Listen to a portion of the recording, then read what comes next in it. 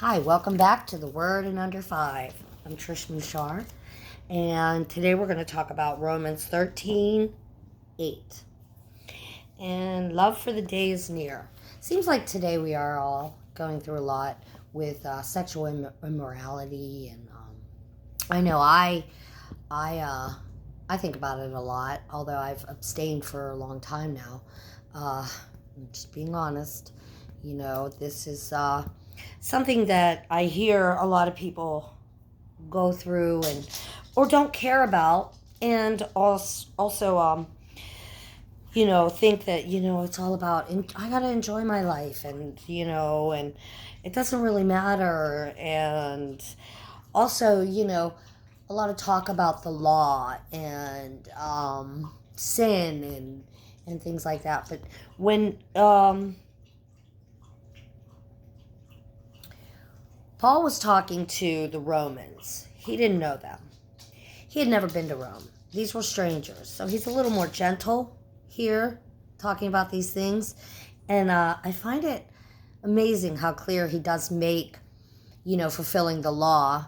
Not only did Jesus die to fulfill the law, but how we can also, he's saying, we fulfill the law in this simple text. In this letter to the Romans, he throws in here not only about, it comes right after government, submission to government, but it's kind of nice. It says, love for the day is near. And even back then, he's telling them the day is near for salvation, like that Jesus is coming back. And, and we too, should be fair warned. We will never know the day or the time when the Lord is coming. So it's almost like we need to live each day as it is he's coming, because we never know. And it's a beautiful thing I feel like I'm challenging myself to live for the Lord every day, but I always need his help, which is great because I know I can't do it on my own, so I just ask him to help me. And believe it or not, I'm constantly going to him and feeling his presence and his love, and I get through it. And with his help, I'm not on my own trying to not sin. It's not like that anymore, where I have to do good for the Lord to love me. He loves me, therefore I can make choices not to do wrong, or I can ask for help, to not sin, and we'll just say not sin. So he goes to say, 13:8, let no debt remain outstanding except the continuing debt to love one another. For he who loves his fellow man has fulfilled the law.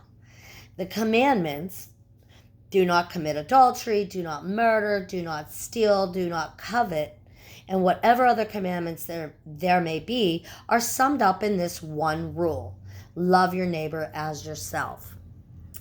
Love does no harm to its neighbor. Therefore, love is the fulfillment of the law. And I've been learning that my main purpose and my job, when people say, what is the will of God for my life? What does God want me to do? And I know for me, for a fact, is to love people, is to love others. And he goes on to say, and do this understanding the present time. The hour has come for you to wake up from your slumber, because our salvation is nearer now than when we first believed.